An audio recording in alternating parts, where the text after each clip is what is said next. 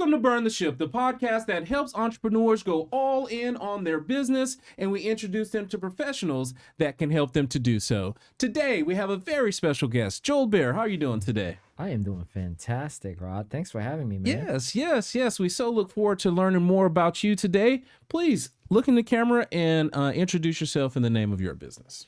What's going on, guys? Julbert Abraham from Team Maven, and we help small and mid-sized companies get their time back by placing team members in their business to help them grow faster. Awesome. We so look forward to learning more about how you're handling that dynamic. But before that, we want to learn a little bit more about your journey. And we understand that time is one of our most valuable resources. So let's go ahead and jump into it. Tell us a little bit about your story. Of course. So I'll take you back. Is that okay? Yeah, that's fine. About 26 years ago, I came to the United States. Didn't speak English, no money, no network. Didn't really know anybody. And around that time, I was excited because I heard so many amazing stories about this wonderful country of ours. And I had a chance to go through the airport with my parents. They asked us a question while we were here. None of us knew what they were saying. Mm-hmm. And we got lost at JFK Airport. But it was an amazing experience to kind of see how things work. And been in here since then. Started my first company at 18 while I was in college. Learned English here. Went to the universities, high school, and then after started that company, I started because I wanted to meet a lot of girls and make money in college. Okay. So was able to do both, which is good. Yes.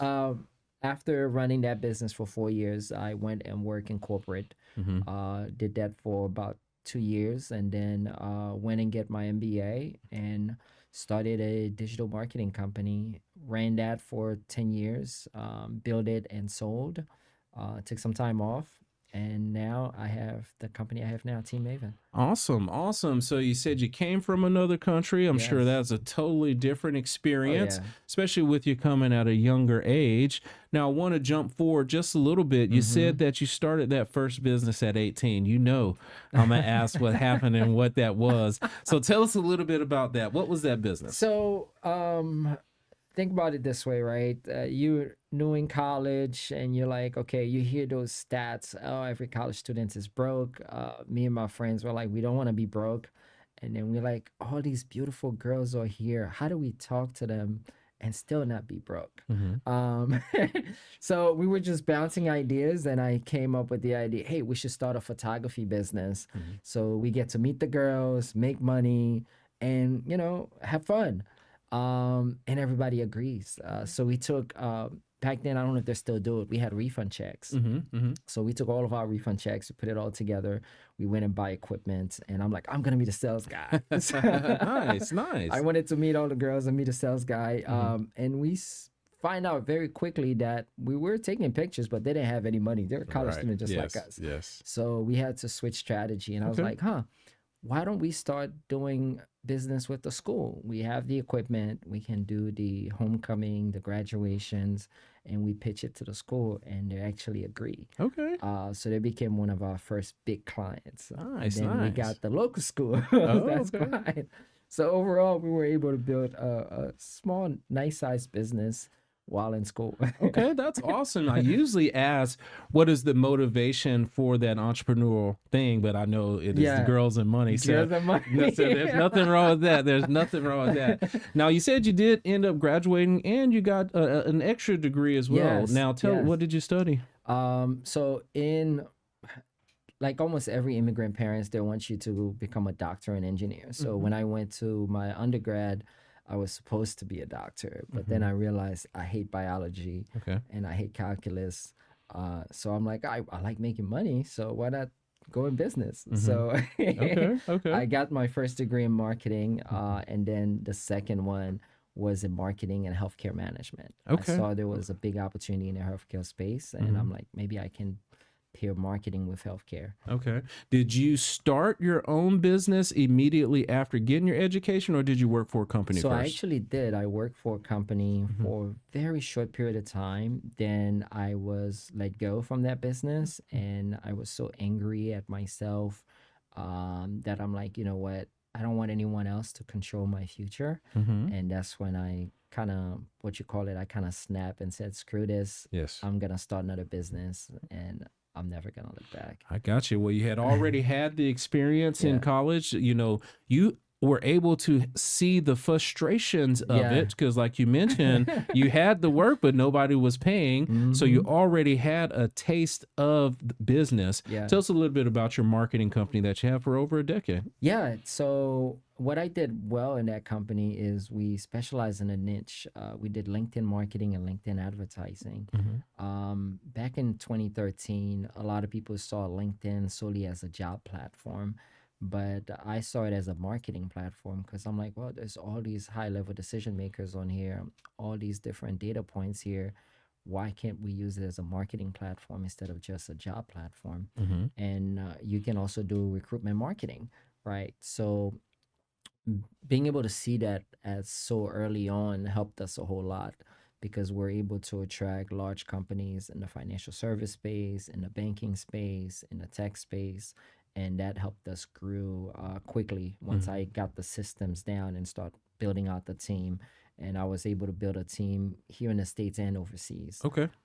So got experience that early, and then we started growing outside of the US where we had clients in the UK, Belgium, Australia, South America. So that global client, Hmm. I start identifying different cultural nuances and needs. Hmm. That helps us a whole lot as well. Yes. Yes. So that's how Yes. I was able to build it, and was able to exit it down the line. Okay, okay. Well, that's good. An exit is always good, because it provides other opportunities for Yes. you. Now, I know you were going to stay in that entrepreneurial space. That was no doubt. I knew you weren't going to go back based off of your conversation you shared.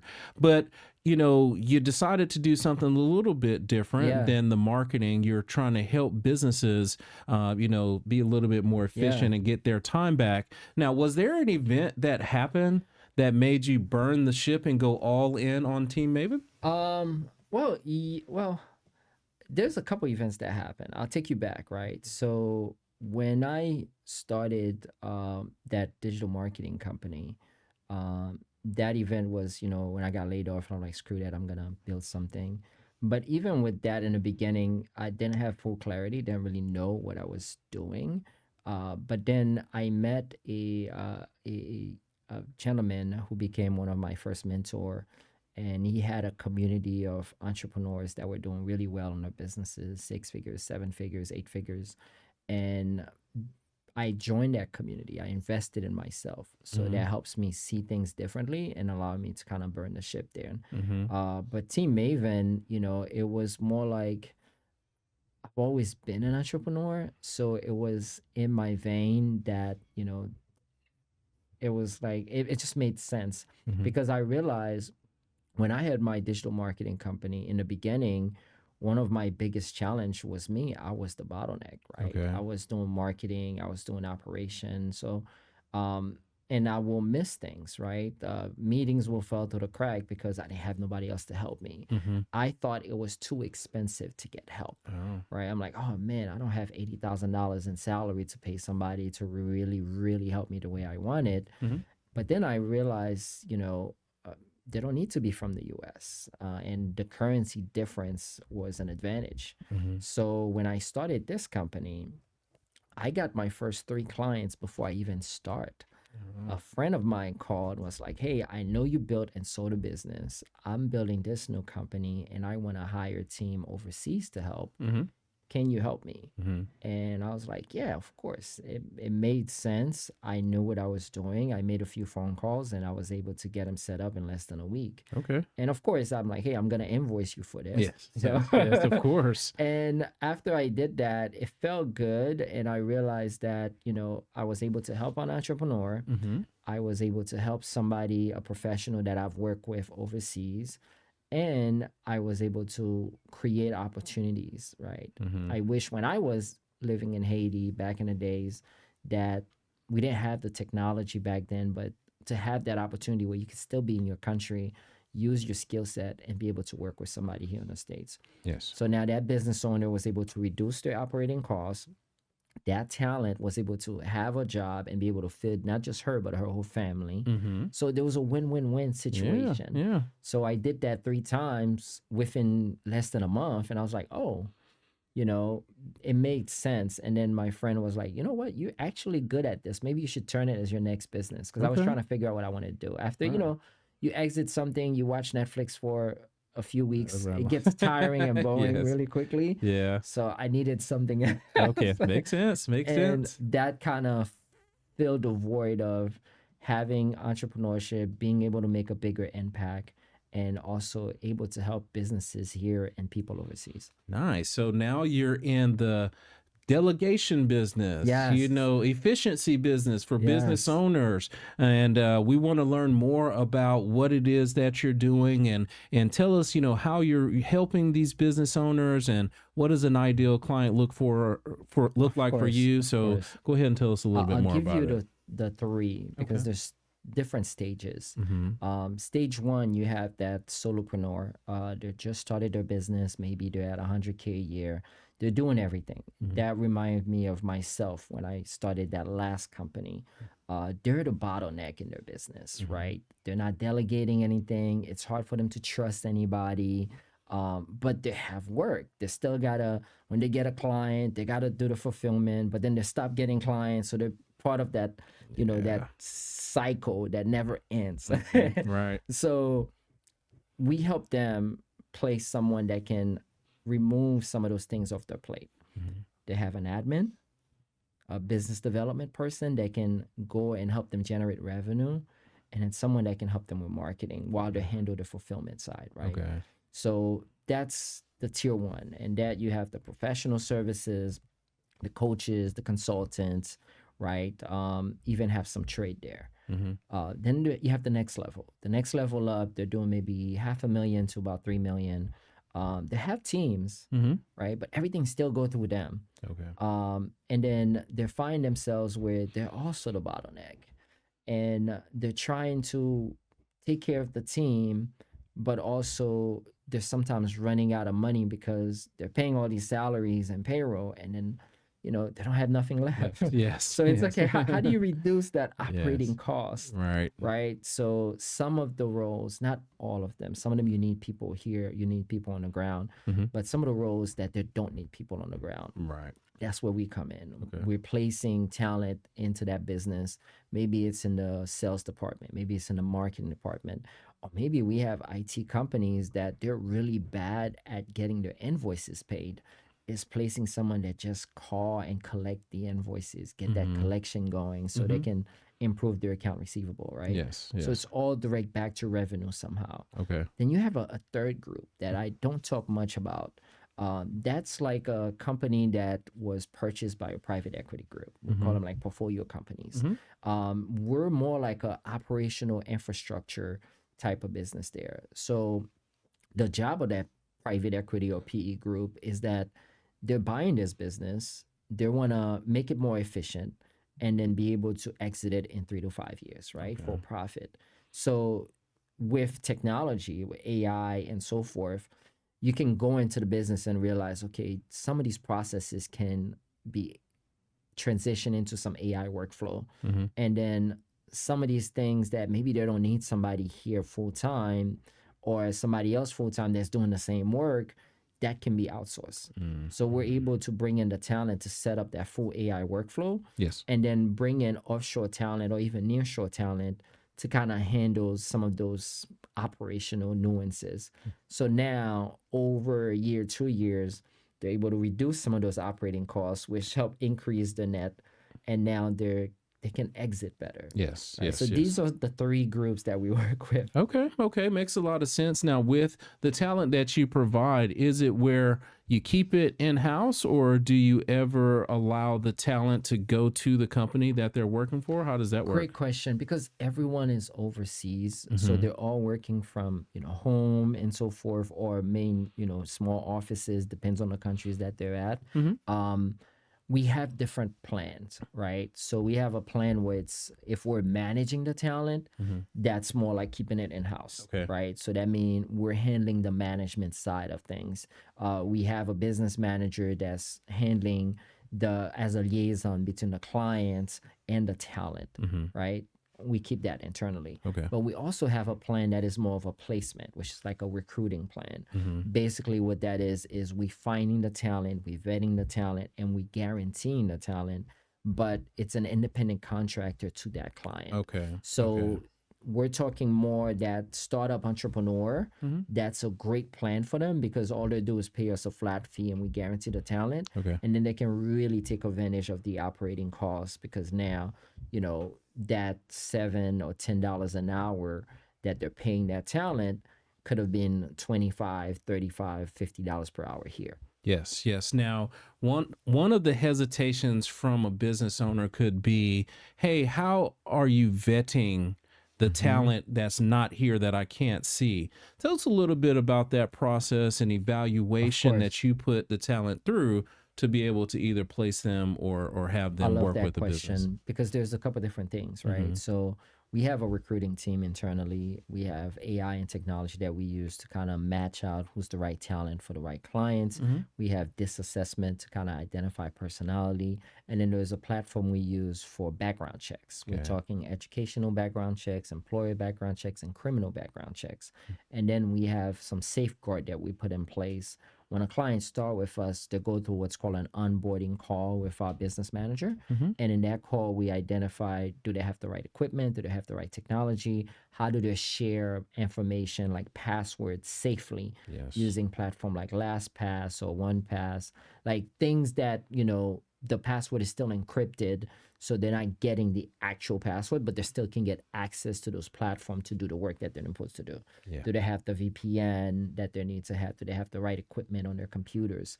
Right. So all that is go through so that we can not only vet the talent for the experience, Mm-hmm. but also vet on the technology side as well and the safety side. Okay. Makes a lot of sense because as a business owner, you do want to drive that cost, your Yeah, overall cost down, but then you want to make sure. So I just wanted you to let of the people course. know that you have the safeguards Yeah, and you you're just got you not got to putting, have the yeah, just, safeguard in place, yes. because if you don't, then it becomes a big nightmare for everyone. Yeah. And the safeguard goes both ways, right? Mm-hmm. The team member has to have the right equipment and the right tool, Mm-hmm. but also recommending specific tools for the client, either Okay. how to pay them, how to share information that's valid to them. Depends on the industry. Do they need to be certified, like HIPAA certified, Mm-hmm. if it's in that industry, right? So that means that they get in the double vetting process from their criminal background checks, plus also they make sure that their HIPAA certification is real, Yes, yes, right? yes. So finding out all that is done by our recruiting team and a third party that we use to handle some of those searches.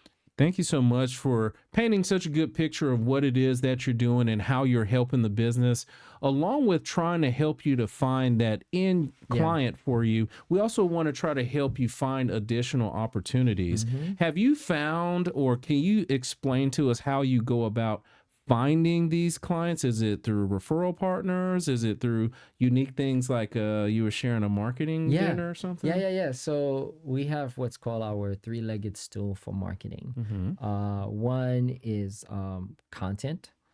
So I do content like these, right? Recording content, putting out content, educating the audiences that we want to work with. Second one is more a collaborative webinars. So about once a week, not once a week, once a month. Just host one earlier this week. A webinar with different partners, referral partners, Mm-hmm. where we both share our unique views on how to help clients when it comes to either bottleneck or growth, etc. Mm-hmm. That's another way to bring in opportunities. And the third way is our dinners. Okay. So we host private dinners all around Atlanta. We actually have a dinner team that hosts their own dinners. Actually, we have two dinners coming up next week. with two different teams. Okay. So that allow us to, one, connect with the community here in Atlanta, create economic opportunity for the restaurants that we're partnering with, and also our dinner hosts because we hired them to do these dinners. Three, the business owners that's going to be at these dinners, it create opportunities for them because they're able to connect with each other and do business with each other. Okay. I mean, one of our dinner attendee is in the process of working on a 7-figure deal from just somebody else that connected there to someone that she needed help with, right? So that's huge. And then the other piece is for us because it's a marketing channel for us. So we're the host of the party, and we're able to build relationship quicker over mail than something that could take 4 or 5 weeks over Zoom and phone calls. Yes, yes. Thank you so much for sharing about that because, I just wanted to make sure we painted the perfect picture to show them how you're helping. But then also I wanted to talk about how you're getting those opportunities so the people that are watching can feed them on over to you and we can help Team Maven continue to 100%. go. Now, I am confident that over your time of coming to a new country, going to school, starting a bunch of businesses, you have acquired and nurtured a bunch of best practices and business skills. Do you Yes. mind sharing with the audience a couple of those skills? Oh yeah, of course. I think one of my biggest skill set is being a connector of people. I found that just like did it yesterday, right? One of our clients, she owned a bookkeeping firm. Another potential client, she owned a chain of hair salons, and we're able to connect them together. Yes. So it's creating those type of opportunities for others. Is a skill set that I think every business owner should have because now it makes you more valuable. Because then when you invite somebody to a dinner, they're more likely to say yes because you've been introducing them to people that can help them grow their businesses. You know what I mean? Right. So being able to make those connections for others has been super valuable for them, but for me as well. Because sometimes I see opportunities that others don't see. So when I'm able to bring in different people together that I've seen opportunity that they don't even see yet, it's like magic. Yes. I definitely work on that same philosophy of trying to help others and bring them together because we can only do so much by ourselves. 100%. You've talked about bottleneck a lot, Yeah. where the business owner just won't get off of the machine, to do the things to grow the business. And I love the way that you're putting things together to try to help them to do that. So thank you so much for sharing you. that. Now, we've talked a lot about your journey. We've talked about the business. We've talked about some best practices that you that the people who are watching can share. But now I want to talk about you. Okay. All right, So let's do it. so let's just say that the business is coming along well. You're connecting people, you're helping them delegate and be efficient, and time and money is no issue at all. What is it that you would do with your time? Something that I enjoy doing now is cooking. Okay. So I'm plant-based. I don't eat meat or dairy, and I love to paint and do sculpture. So I have a artistic background a little bit. So I love to cook. Okay. It's fun, it's relaxing, it's therapeutic for me. I do it at least once or twice a week at my house. So being able to cook and creating in a plate is exciting. Okay. So more cooking, maybe go to the cordon bleu and become a chef. Okay. I don't know, but but I just enjoy it and I just want to do more of it. Yes. Now, if we are having that dinner at Julbert's house, you're having all kind of guests coming over. What is that dish that you're making us? Oh man, it's so many. I'll tell you a plant-based dish that I love, that I think I do it all the time and I enjoy it. So what I'll do is what's called and that's the plant-based version, right? It's a salad russe. Basically, I'll take boil potatoes and beets, and then remove the scalp, cut them into like cubic pieces, and then I'll get a little bit of green peas that's also boiled. I'll put some seasoning in it, Mm-hmm. and then I'll mix it up together to create this purple-looking salad. Okay. And it's very flavorful, Mm-hmm. which I enjoy a lot. And then I also make some black rice, which Okay. is one of our Haitians' favorite, Yes. using dry mushrooms, Okay. right? So we get the dry mushrooms, boil it with seasonings and spices, and then put the rice in there, let the rice boil, Mm-hmm. and then now you have this black rice that you Okay. can eat with the purple salad. Okay. Hey, listen, that's it. And then some salted veggies. Yes. It's like I said, that's an interesting combination. Yeah. I've never heard of black rice before, but Really? it makes sense Oh, yeah. because the rice is going to take on what is Yes. actually boiled Exactly. in, and it makes a lot of sense. Yeah. And also the mushrooms are good. It's a great yeah. form And you of have the protein. Yeah. salad. I gotta take you to a Haitian restaurant. my Okay. friend. Yes. You'll love that. Yes. We got to do that. We're gonna book it. We're gonna book it right. 100%. Y'all heard him say it. Y'all heard him say it.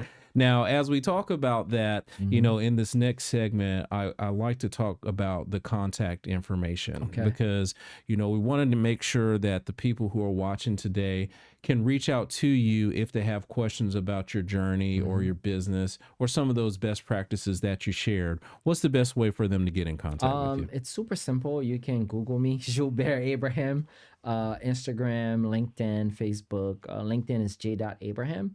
On Instagram is Jeff ABE online. And then on Facebook is Julbert Abraham. So you can, even if you Google my name, you should find them easily. On YouTube, I'm pretty big on YouTube, so you can reach out to me any of these platforms. For our company, our website is taskmavenservices.com, so you can go there to kind of learn more about our services. We have a freebie on the company page on 7 mistakes to avoid when hiring talent, so that could be a good place for you to start if you're thinking about hiring. Excellent. Thank you so much for sharing that contact information. We always feel that's important for us to help the people to find you. And in this last segment, Yeah. we always honor our guests for coming on because it's not always easy to talk about the ups, downs, and all arounds. Like I said, when you came to the country, y'all got lost and had to figure it out. And that was your first experience. And it's not always easy to share those types of things. And we appreciate that. So if you can, please take a minute, look into the camera, and tell the people something good. This is something I go by. I'm not sure if everybody's religious, but I go by this. If you're an entrepreneur, walk by faith and not by sights. Sometimes we don't see that first step in front of us. We just have that vision, and we have to pursue that vision. And that could turn into opportunities down the line. So that's one of my favorite quote that I go by: "Walk by faith and not by sight." And I recommend that for anyone who has a business. It could be a startup company, or you're growing it and you're scaling it to 8-9 figures. Sometimes you got to walk by faith, not by sight. Awesome. Those are some wonderful, wise words. Thank you so much for coming Thanks on the for show having me. today. Appreciate you. Yes, absolutely. And to everyone that is watching, be kind and thanks.